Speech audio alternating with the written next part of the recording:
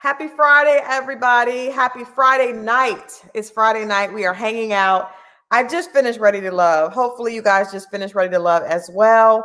Last week, they had a catch up week so we could have a chance to catch up on all the couples. And tonight was the mid season premiere. The couples came back and a lot happened tonight. I'm excited to talk to you guys about what you guys think about tonight's show, but I have a very special guest.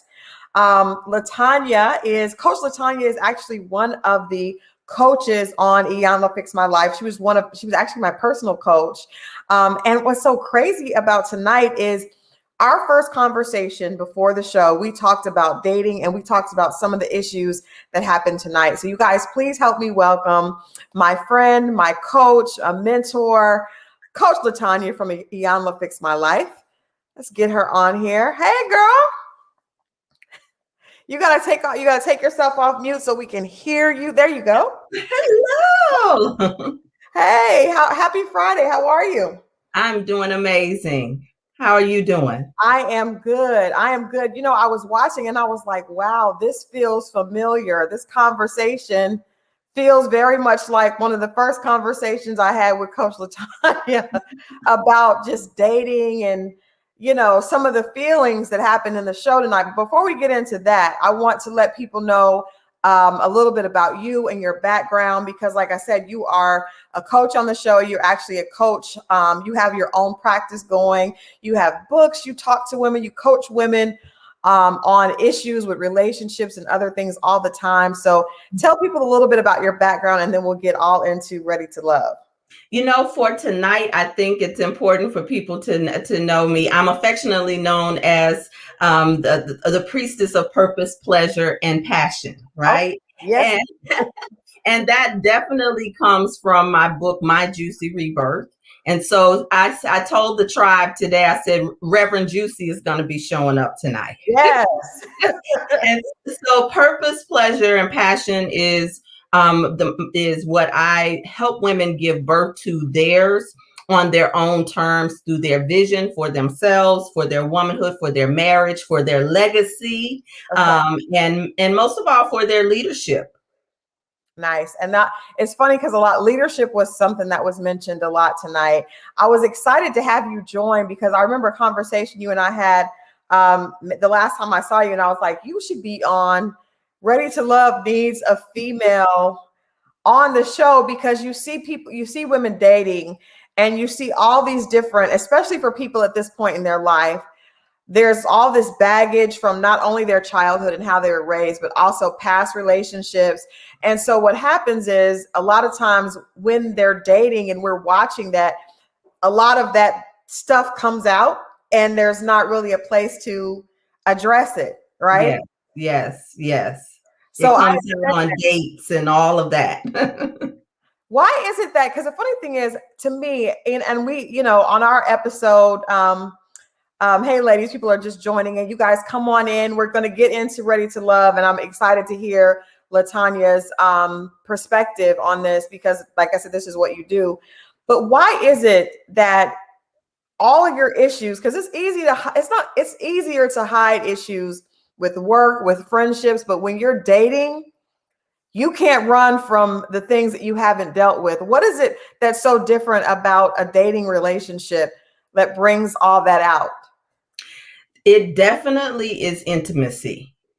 It's real cool and everything to have a list and have all of these requirements in your mind, intellectualizing it. And many of us have to intellectualize everything at work. And then we have to commit. If you're a single mother, a lot of sisters have to come home then and figure out life that way. So when a woman doesn't know how to turn off, she really doesn't know how to be seen. And it's vice versa. It's not just for women, but intimacy requires that you know yourself. See, when you are intimate with yourself, you don't mind another person being able to look into you and see the places in you that are underdeveloped or that are a little scared or even a little softer than your brand. Because I heard one of the ladies talk about her brand, and we shouldn't take our brands out on dates. We are taking them out on dates. You already know that was one of my weaknesses. I still, even in a relationship, find myself. We will talk offline, dealing with balancing that. You guys, in tonight's episode, you guys are just joining. Of course, this is the Ready to Love recap. We do this every Friday night at 10 o'clock, right when the show goes off, so we can dig in. And one of the things that Chrysanthemum was having a conversation with Chris, and she mentioned that her mother was not affectionate, that her father wasn't in her life until, she said a couple of times her mother just wanted to have an Italian baby, so she got with the guy. But she said her mother was not affectionate. Her mother let you know that she loved you by taking care of things and doing things. And I gotta make sure I make a note and ask Coach LaTonia, what are the aftermaths of that type of relationship? Because we know a lot of women, especially single moms, are trying to provide, and the providing takes precedence sometimes over that affection, because sometimes your cup is empty. So, and I'm intentionally giving one word answer so that I don't get too deep, because a lot of us are dwelling on a surface level when we start talking about relationships, and that's why we end up in them and then devastated, because we go in not clear in the first place. So my simple answer is overcompensation. Is that oftentimes we are overcompensating for what we did not have, whether it be at work or whether it be in dating. And so it was a great risk for sis to be able to say that and share that part of herself. But that's it. Sometimes we'll throw it out there and we want somebody else to do something with it. But what are you doing with it? Right. It didn't sound like she knows really what to do with it. Well, that was a part of her friend was sent home the week before, and everybody's talking about this whole Portia Williams thing, and girl. And so here we have this whole sister girl. What is the girl code? What is the code? When do you show up as yourself, really? Right. And so sometimes we just literally do not know, but we may be accomplished in other areas of our life. So it makes us feel as though we have some righteous, and I mean right to be the way that we are. Yeah, we hear a lot of, well, I didn't do this, but I did this, but I'm glad you mentioned the other lady, because we had Stacy on last week after she went home. And I wanted to ask your opinion, because she said the previous show came on right before tonight's episode. And when Stacy was sent home, she started crying and she said, I feel like I've let my children down. And that stuck out to me, because I said, wow, she is interpreting this as a failure for her children. Exactly. And guess what? So when you asked me that question about intimacy at the beginning, we bring all of that energy into a relationship. Sometimes we bring it into our sisterships too. But for this purpose, we bring that hidden energy into the relationship, but we call it something else. Yeah. And she wasn't leading with her children, I have to say, when she was on dates. So it's very interesting that the unspoken reason that she was there was still not for her. And a man doesn't want to just be a token or a placemat for your children, to father your children. Let's be honest. When he connects with you, it's his connection with you that makes him, it's not the children first. Right. And so I think, we have to also have spaces where we can call each other on that and get into spaces where we're not just trading wounds. Yeah, girl. So yeah, you go with your other single girlfriend like she was doing, and it's a yeah, girl conversation. But no, if your real girlfriend say, girl, no, let's talk after this. Right. And maybe your girlfriend can ask you, why are you doing this? Now, it can't just be for your children, right? Right. We have to start having those kinds of conversations and safe spaces with one another, even if we made mistakes. We also look at other women and say, well, they can't tell me anything because they made mistakes. Well, it's the people who made mistakes that can tell you a lot. There you go. And I love that truth that you come with. That's why I knew tonight was going to be good. If you guys are just tuning in, we're talking about ready to love, but we're going to have to get into the Portia situation because we just have to. We have conversations on love and relationships and sisterhood. And one of the things that stuck out to me that I learned from you and Ms. V so much is that what you do in one area, it shows up in every area of your life. Right. That's right. You can't say, oh, well, I struggle with this in this phase. No, it's in other places as well.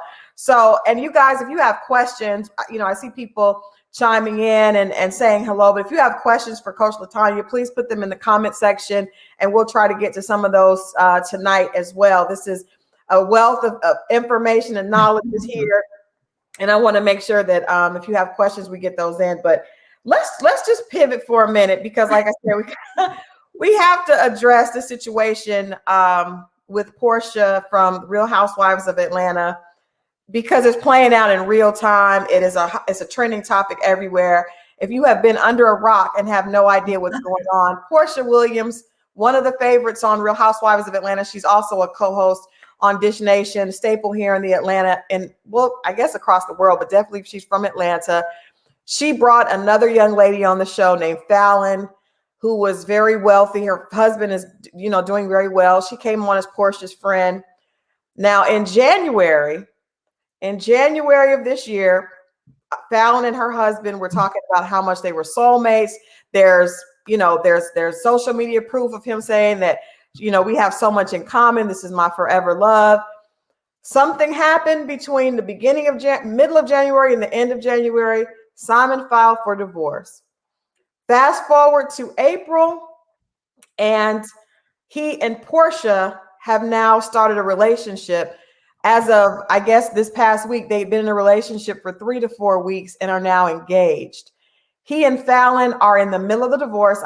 Divorce is not final. No divorce is final that gets filed in January and there's $40 million. That won't happen. That ain't final. That ain't even settled. But yeah, so Portia is now engaged to her ex-friend's husband. The husband is still married. The husband and her ex, Dennis, were business partners and are friends. And the caption was, "Love wins." Coach LaTonia. So, there's still, first of all, coming from a show, I have to say we see about 42 minutes of hours of taping that has been edited. And I think the mistake that the viewing audience is making is calling them friends. If they don't call each other friends, we don't have the right to call them friends because they appeared on a 42-minute show that's heavily produced and edited. Okay, that's number one. Number two, even in our friend circles, one of the mistakes that we make is we don't talk about what the code is. So the general code of the community, listen, and can I keep it real? Please. Because in Atlanta, in Hollywood, y'all sit out there and judge, and y'all don't know what kind of arrangements people are in. Y'all don't know if they're swinging. Y'all don't know if they're open. You don't know. And so you're making decisions out there based off of your monogamous conservative view, but we really don't know what we're watching. That's number three. I'm getting to it. But then the other point is then, if they're not friends, and what is the code when you work together? Because they were co-workers. They became co-workers. And co-worker, we can say friendly co-workers. Anytime, let's just say friendly co-workers. Right. Okay. So then now we have this ready to love element. So how many women are sitting there liking the same man and they're on a dating show? And so I just wonder sometimes, do we pick and choose what circumstances we have a reaction to what I think that many women, particularly wives and people who hang out with other sisters, I'm alarmed because that means that I'm vulnerable. I'm alarmed because what about my friends? Well, then if you don't create that for yourself, don't take that on. Don't now become, oh, now I'm going to look out who I bring around. There's a certain woman code that we talk about in private spaces, by the way. There's certain things I teach women we don't get on the microphone and talk about. And there's ways for women to know and be able to tap into themselves to determine who to bring around and what and how to have these conversations. But is it a code and a violation? It depends on. Right now we're in a different season and culture of standards. For me, it would be. You know what? I don't even think I agree with the real. I'm just saying, so it doesn't matter if they're friends or not. I don't think, in my opinion, I did see a lot of women echoing what you said, Coach LaTonia. Well, what about my friends? To me, my mother always said, if you can get them, you can have them. So if I have friends that would, because you never know what someone would do. I would blame the husband. Like, I'm not going to be friends with her anymore, but I don't think someone can break up something that's solid, right? I agree. This is real life, though, y'all. This happens a lot. I have friends who have cried on the phone with women who were sleeping with their husbands later on, married to them.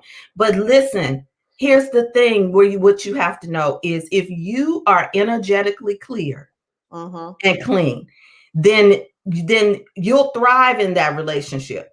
But if you are not karmically, you don't have to judge, you don't have to say anything. The relationship is going to turn in on itself for anybody. Right. One, there's a few reasons why, if I might, because there's a lot of women out there in this situation and they care to tell the truth about. One is he's still married.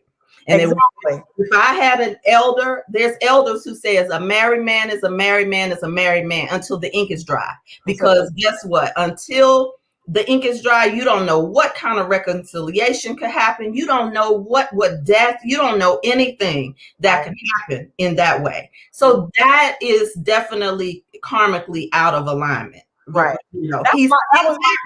You can't be sporting a ring. And I know that we're in a very materialistic driven place. So as long as the ring is big and people feel like she's got her coins, they're applauding it. But he's still married.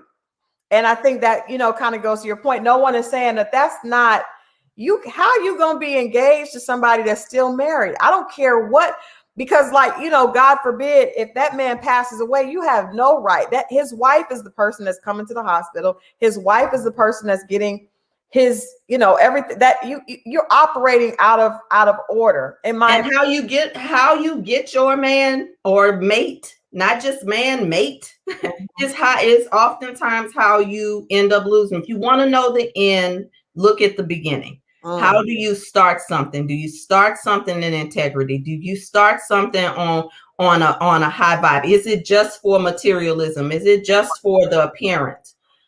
We don't really know all of those details, but I think the public is going to hold her accountable.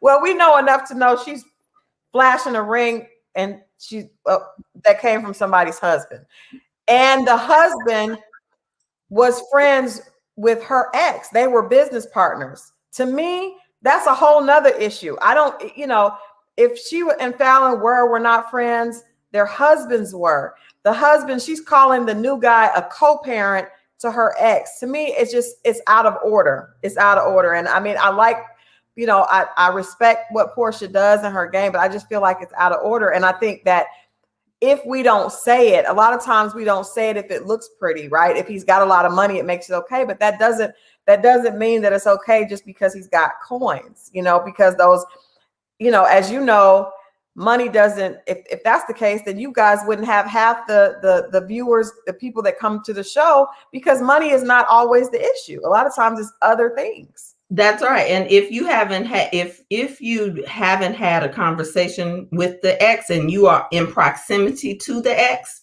then maybe that, she hasn't done her due diligence, because there may be some things that she could be served by knowing, or Right. and I will say that I have also seen it being done another way. I have seen friends people who were friends for a period of time fell out of communication, things shifted, and then once they started to court or be interested in someone that they called each other and said, hey, I haven't talked to you in a while. I wanted to let you know this is what happened. If you're uncomfortable with it, I won't proceed, even though I know that we haven't talked in a while. I don't want to go into it. I have seen women do it in integrity, move forward with the blessing or not. I have seen that. I agree, and I believe we can. There are women like that, but they have to be just as loud as the other, as the others. Absolutely, but it depends on the circle you run in. Let's talk about that. What kind of circle are you running in that you got women who don't have codes about how you all move? So I'm not putting the blame on anyone in particular, but what kind of circle are we running in? Because now when we start assessing womanhood and sisterhood, we got to look at what kind of circle are we even in the first place. Because there's a lot of circles who vibrating on just the bag, just appearances, just likes. And if you're in that circle, then anything could be up for grabs. Anything goes. Anything. Yeah, that's true. I wanted to ask you, because this one of the scenes in there, like I said, made me think a lot about the conversation from the episode that we had, Taking Care of Business, Losing in Love, on Fix My Life. Yes.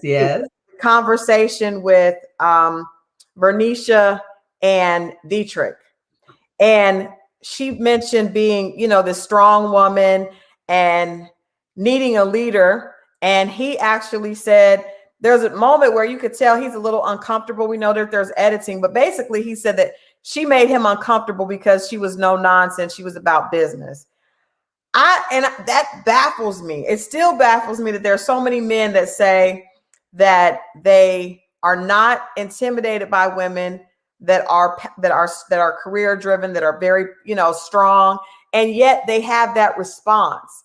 And so talk to me about what you were thinking. What did you see in that interaction between Bernice? I was thinking, what a gift. What a gift. Because he said it out of his own mouth. Okay. I was thinking about the sisters who, when a man says it out of their mouth, and then they start to change. Yeah. And so one of the things he said about her that's very key. I want y'all to hear this, sisters.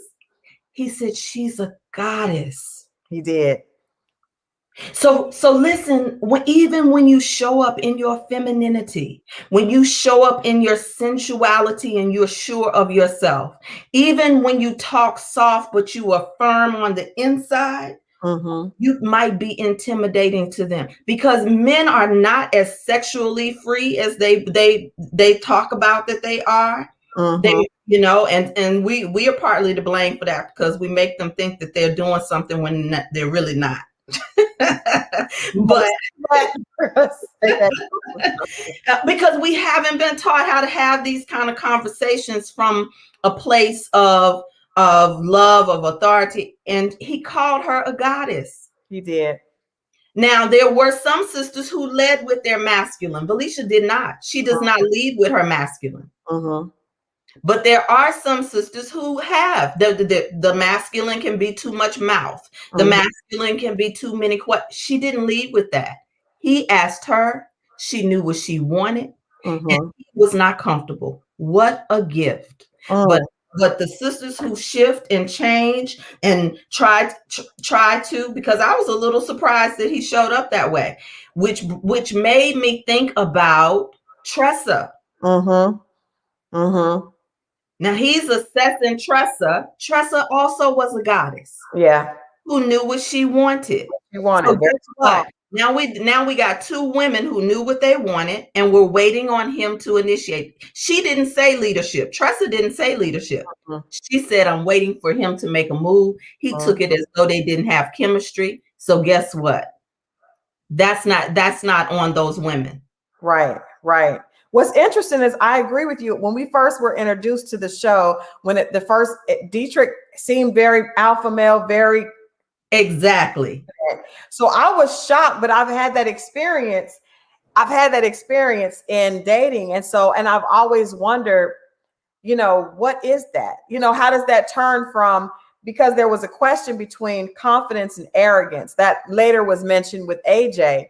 A lot of the women felt like he was very arrogant, but I remember thinking that Joel, Dietrich, and AJ all seemed very confident in their manhood. And then at the end, when we see Kyra talking to Dietrich about the fact that that he's getting ready to leave, he says all of a sudden something happened and the shy part of me came out. So it made me feel like maybe that confidence was not real from the beginning, because he said this process was hard for him. Overcompensating.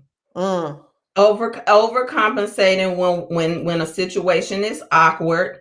And so he was analyzing. And the moment any of us, male or female, we begin analyzing, we're not in our heart. We're not really in our bodies, present with ourselves to even be able to share and to open up. And so we keep coming out off of the head. So what Felicia's in her heart, by the way, at least from what I can see. And sometimes when you've been through some things, you are very protective of your heart as well. You don't just offer it up. You do have to earn it. That's for anyone. But yes, we can't be fooled by appearances. Because I was a little surprised at him as well. He had that country boy swag, and he's tall. He got the jawline going on. He talked the talk and all of that. But that's why women also need to be very aware of their own goddess energy, because I teach women this. A lot of times you don't know what people are responding to, and many women who have that goddess energy think something is wrong with them, or develop a veneer, an attitude, even because people have judged them. Whereas we see our sister Alexis, who is very in your face with her sensuality. Like I'm going to put it in your face and test you to see if you can handle it. Right. And I was going to ask, that was what I was going to ask you next. If you guys are just tuning in, we are, of course, recapping Ready to Love. I'm here with my very special guest, a mentor, my coach, LaTonia from Iyanla Van Zant's Fix My Life. She's been on the show for years as one of Miss V's go-to counselors and therapists that's there behind the scenes working with the guests. And so I'm honored to have her here with me tonight to talk about the show. One of the things I wanted to ask you was Alexis putting that energy out. We saw earlier in the season that AJ was very turned off by that. And he said, she's doing too much. And a lot of the other men actually agreed with him. And she was near the chopping block, but she was saved. But a lot of the men said that they felt like she was too forward. We saw her even tonight when AJ put his arms around her and she was like, "Oh, I can't focus." Like, she's very authentic, but she does lead with her sexual energy. Talk to us about how women should be. How do we find that balance, and how do we get out of our head for those of us that are, like myself, that are a lot of times in our head when we're dating? How do we get out of that and connect with our feminine and our sexuality, but not be overwhelming in that space? Well, I think I don't like to should on sisters, right? Because now we have a culture that's very sensitive to people being able to express themselves. And I think that I'm an energy person. And so a lot of times energy is something we can't see, but we can feel it, right? We can sense it. We can hear something even in the tone, even the words might be saying one thing, but there's something else that's missing. And I think that when a woman leads like we saw Alexis lead, only because we can see it on display, it's very masculine. And a real alpha male is not going to be if he's an alpha male heterosexual that identifies as loving women, I have to say it that way, right? I gotta make sure I say it that way. that could turn that type of man off. So it's really just that the energies don't match. And sometimes we haven't been taught how to access different aspects of the feminine, because it's an ancient art that a lot of us just have not been taught. And so a woman has to know what her leader energy is, so that when she wants to drop into another energy, she can. That's deep. Okay. Is that too deep? No, it's not too deep. It's deep, but I think we're seeing all that. We're seeing all that on the show. I wanted to ask you also, one of the things that happened at the very beginning of the show, Tommy asked the women to go out with someone that was not. I love that. Their top. Talk to us about how important it is for women to absolutely. I 100%. Sisters, listen here. That's exactly what you need to do, because you need to know your preferences. You need to know what you like, what you don't like. And sometimes we get really too stuck in our head. Look, there are still grown women who are making decisions about men based on looks. Grown women still talking about he cute. Girl, grown women with children. Yeah. Talking about he fine. So I think it's good for us to be able to go out, because we need to be able to mix it up. And sometimes, sis, all you need is a little turn on. And the way that you get turned on is to be loved, adored, and admired, and served. And sometimes you can be adored, admired, and served by someone that you have no intentions on going to the next step, but it gives them pleasure to do it. And let yourself be adored, admired, and served. Because that's receptivity. Yes. And so a lot of us don't know how to receive. And that would go back to, that whole conversation about leadership. What Alicia was saying is, I want to receive. I'm tired of always being in the driver's seat. I need a man that I can respect. Right. I need a man that I will respect enough to fall back. There you go. Yes. Yes. Because that's what it is. Because many of us are so strong that if the truth of the matter is, if he doesn't show up in a certain kind of way, we won't respect him and we'll chop him down. You're telling the truth, Coach LaTonia. You're telling the truth. We saw our mothers do it. Yeah. And then we post banners to it, but we don't know our mother's pain. So then if we don't do some self-investigation, guess what? We'll relive it. Yeah. We relive aunties and big mamas and all of them that was coming around to have a beer on a Friday night and play cards. I'm talking about back in the day, right? But where were the husbands? What was going on in the family? And so, we want to place blame a lot of times on the men that weren't there, but there's some dynamics that we sometimes need to look at over generations that we can say, I don't want to emulate that. I want to continue that. Earlier this week for Reality Check, I had Miss Shanika join me for all day, and we had a conversation, and we talked about how, just really honestly, because people have seen our business, but just candidly, how it can be difficult. I know for me being in a relationship, and for her being in a relationship as well, it's difficult for us to be receivers, because we have always been the ones that are almost like, for me, I have children. She doesn't have children, but she's a caretaker. So how can women, I know briefly, because you this is deep, but I'm asking, how can women kind of recognize that they're doing too much and start to break that cycle and be able to receive?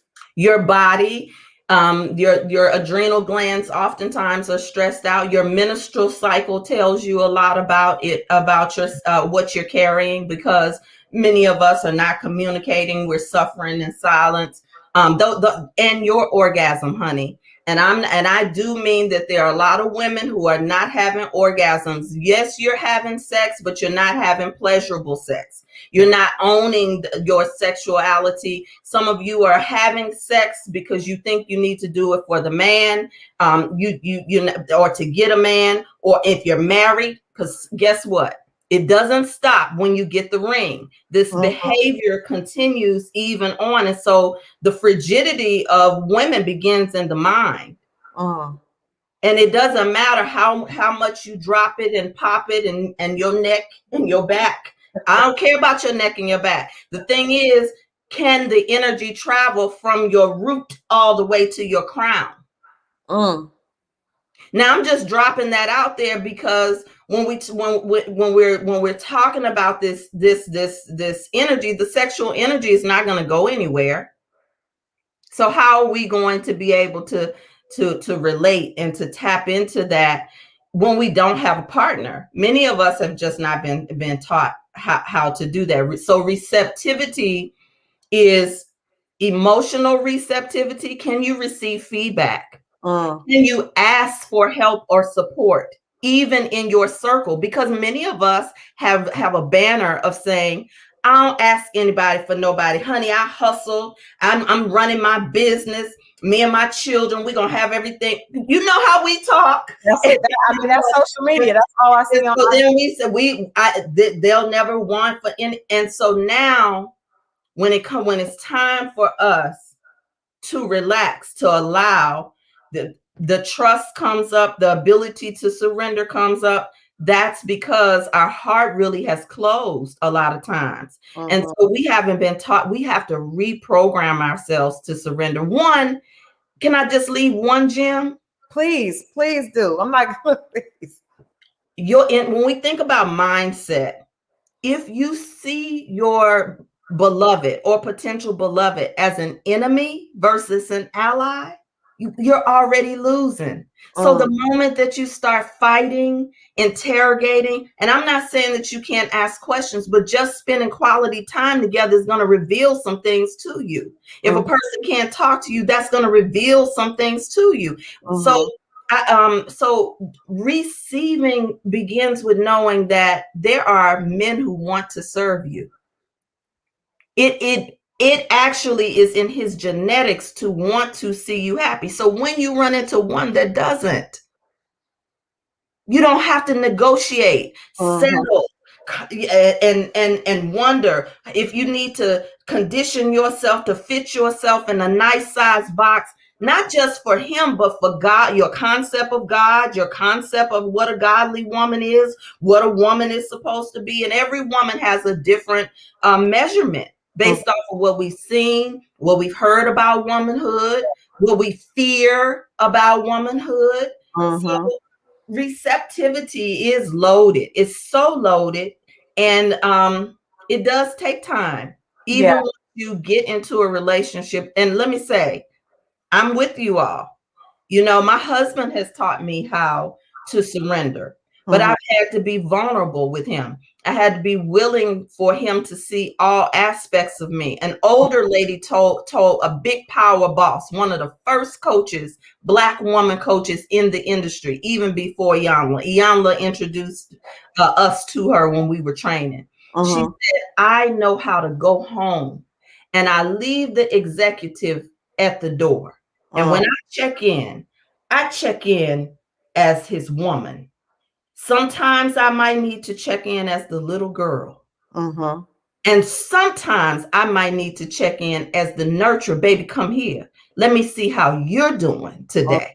Let me be your safe space. But how do you know how to do that, to drop it? We're still giving orders and all of that most of the time at home, and we don't even know it. Yeah, it's hard. And then I think a big part of that is just not having women having guidance. You know, that's one of the things that I was having a conversation with a good male friend yesterday, and he said, you know, I am not dating, moving forward, I'm not dating any more Black women because I noticed in other cultures, they're taught to revere and respect and reverence the man.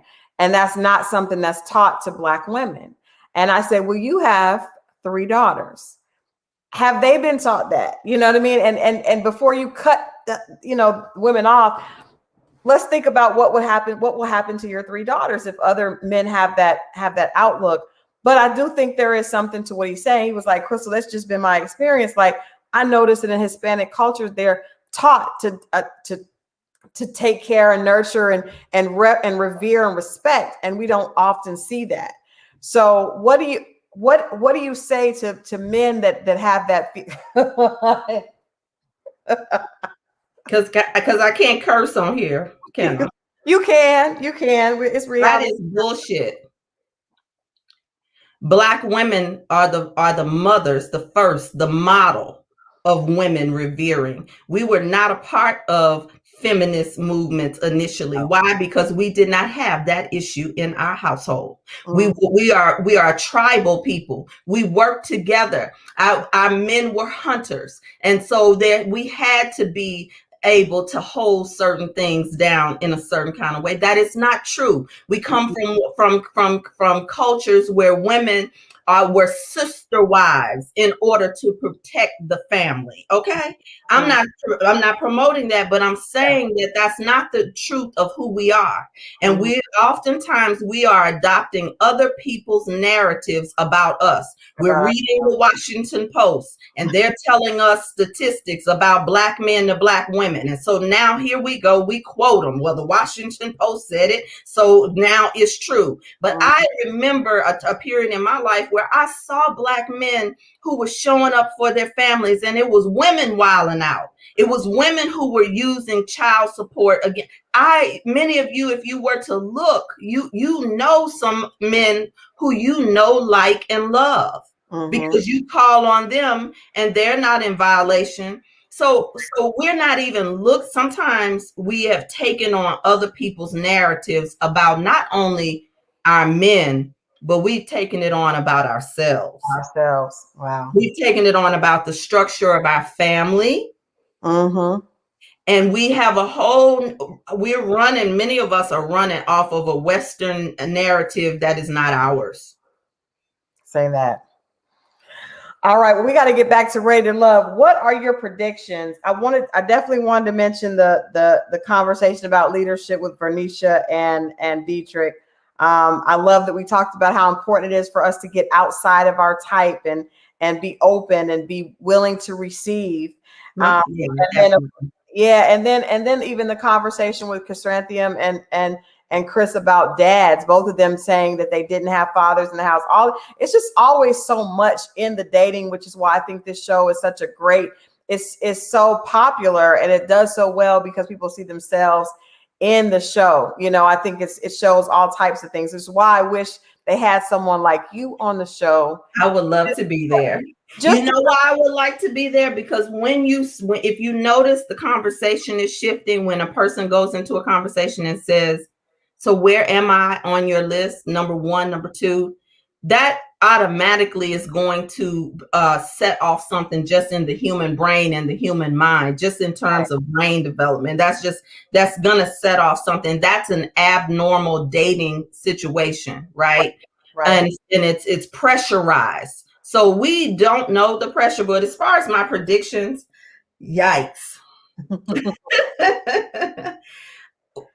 So can I just say I'm a little biased because Joel is my homie from New Orleans. What's up, baby? What's up, Folly? What's up, big little daddy? Hey, how can you not love him? Yeah, I really do love the chemistry between him and Felicia. It's so sincere. Yeah, and I know that kind of brother. I know a lot of them. There's a lot of men like that, sis, out here. They look like that because if they do, not that we just want to look at looks, but it helps if it's all, if it's all. Joel is something special. He got a little swag and all of that. But there's a lot who don't look like that. But there's something special there. I think there's something really special too between Kyra and Chris that's really organic. Very very much substantive. Yeah. All the rest of them are questionable. I like Amber and KG, I guess KG, well, Chris and Amber, which is I didn't see that happening, but because she's that lawyer but she kind of lets that guard down because he's a little bit more emotional and she does that. I like them. That's what I meant. The lawyer and Chris. I messed up. I'm sorry on that. That's who I meant. So Amber and Chris. Amber and Chris. Yes, absolutely. Yeah, it feels genuine. I like it. It does. It feels really. Those are the two where it feels like it's more than just for show. Yeah, I agree. Actually, I was hoping that Kyra and AJ would be able to, because they did have history. They obviously were attracted to each other and were drawn to each other before. And he opened up. I just don't think that I don't know if he's ready to really open up. There's a lot of people that are not really ready to love. I sense that. Yeah. What do you think about that? I saw that he does have difficulty communicating. And so he pushed through it tonight in that scene. He pushed himself through it. Now it depends on how much he can continue to push himself through it, because if not, then the woman or his mate will always pull, and he's not a kind of brother that likes to have anybody pull. So it's gonna turn him off. So it's a push-pull. That's another dynamic, by the way, that we haven't been taught. It's a natural dynamic. It happens in the beginning of any love story, and it can happen when you're in a relationship, push-pull. Well, Coach LaTonia, let people know how they can get the book, how they can connect with you, because there's people in the comments saying, yes, she should be on the show. Hook it up. You're teaching this evening. Thank you. Oh, wow. So, let people know where they can get in touch with you and where they can, because this kind of conversation, I don't think we're having enough of. I know you've been having it, but now one of the resources for that is not here anymore, with Fix My Life being gone. And I think just having it with women, and having older women teach younger women, just women talk and women share and women hold each other accountable is so important. So let people know how they can find out all about what you have going on. Well, those of you who saw Crystal and saw Shanika and Aaron and Tracy, I create experiences for women to come into safe spaces and do this kind of work so that you can manifest your vision for love, sex, and money. And you can reach me on LaToniaTaylor.com, LaToniaTaylor.com, or you can find me right on social media. Go to LaTonia Taylor Media. My link is in my bio there, and on Facebook and on YouTube. I'm Rebirth. If you go to YouTube, I have so many lectures and series, because every Wednesday I do a tribe talk in my tribe. So you can find all of those on and check out the Juicy playlist when you go check out Juicy. My book is My Juicy Rebirth. And it is the journey of healing yourself through the sacred feminine and pleasure. I need to get that book as well. But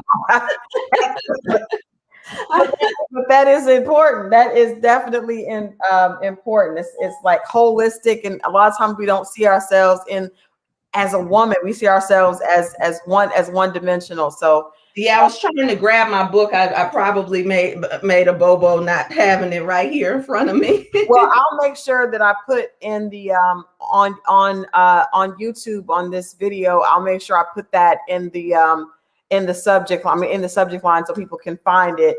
But thank you so much for hanging out with me today and talking about Ready to Love. We love doing these recaps, but I love having a relationship expert, a coach on to kind of talk a little bit about the perspective that, is from a positive perspective on the dating on the show. We love talking about the juiciness and who should have done this and who should do that. But I love hearing something and also giving the people out there a little nugget for themselves, because most of us watching and talking, we're going through it in our own lives as well, which is why we're watching the show. Yeah, so it's not easy dating. It's not supposed to be. It's not. It's exhausting. It is. It is exhausting. And I think especially what I love about the show, and I applaud Will Packer and nephew Tommy and Owen for, for hosting it, is that it's real life and you see people dating after they've lived. And when when you start out in your early 20s and you're dating, you don't have you haven't experienced life and divorce, heartbreak, children, jobs, letdowns, losses of parents, different things that That's right. shape you. And so we're seeing people really be brave and take a chance and try to find love, and I think that that's why we love it and love to talk about it so much. Yes, I absolutely love it. Thank you so much for having me. We do need to have more of these conversations, and Yeah. hopefully you'll get a chance to have more conversations because of your work, your and the other three ladies. I just love what you all are doing. I'm so proud of you. Thank you. Well, I thank you. I thanked her. I thank Shanika for being the sister that held me accountable, because I don't know if you know that, but she called me and she was like, we should go on this show. And I was like, I don't know about that. And she was like, we need help. I was like, And you know why I did that? Because I know that successful women oftentimes need spaces that they can come in and be anonymous or private. And to a degree, it was like you all were saying yes to a vision that Iyanla and I had for a very long time. I can't even tell you how special the show was to both of us. Oh, wow. Well, I was touched by so many women saying, wow, I saw myself in all four of you all. Coach LaTonia, I even had men say, thank you. It helped me because I had been dealing with hurt. And we all take hurt and build walls around ourselves, male or female. But for men to say that, I was really surprised, to hear them say they were actually able to watch what we went through and relate that to themselves. That was huge. Even the men on the set say the same thing. Like they don't understand their wives. Sometimes you all are in, not you, but those of who are listening are in relationships with men who really want to help you. They want to understand, but you would be surprised at the number of women who are walking, living in trauma, and they've never been treated, or they've never gone to get any support. They've never been in a safe space with women. And so now you're married and you unload all of this, or it comes out in some kind of way in your relationship, and your lover, your partner oftentimes does not have the tools to be your therapist. Love is not enough for a relationship. Even for me, with these tools, I have blind spots with my heart when my heart is open. So when I stay in a process, I stay connected to strong goddess-like circles, women who are going to hold me accountable, and I stay connected to my own therapy.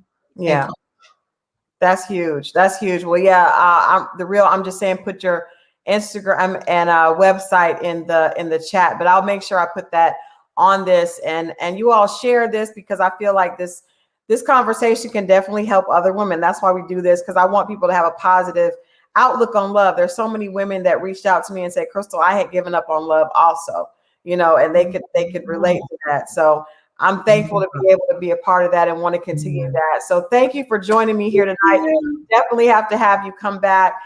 Thank you guys for watching. This, of course, has been our Friday night recap on Ready to Love. Now stay tuned, because on Monday night, Dietrich is going to join me and we're going to talk this through. I'm going to hear his side of the story. So we'll get a chance to ask him his perspective on his conversation with Vernisha and so much more from the show. So you guys, 8:00 Monday, actually 8:30 on Monday, don't miss it. Dietrich's going to join me and we're going to talk. There was always interesting hearing the guy's perspective and even the woman's perspective, because there's so much that goes on behind. That's right. We don't know. So much that happens that production, leaves out to make a story that's digestible. But there's always more. There's always more. Always more. All right. Well, I want you all to have a great weekend. Thank you for joining me. If you didn't see that conversation between me and Shanika, you can go back in the archives. It was Monday, right here on Reality Check, and check out our conversation about love and relationships. You can also check out I'm sure that the show is on demand on Comcast. Fix My Life. Taking care of business, losing it love. But we're working through it. We're all working through it together. Yes, we are. Yes, we are. Thank you so much. Enjoy the rest of your weekend, and we'll talk soon. Thank you. All right. And you guys, again, I will see you Monday, 8 o'clock right here for Reality Check. Believe me, you do not want to miss this conversation with Dietrich. I cannot wait. I'll see you guys then. Have a blessed weekend.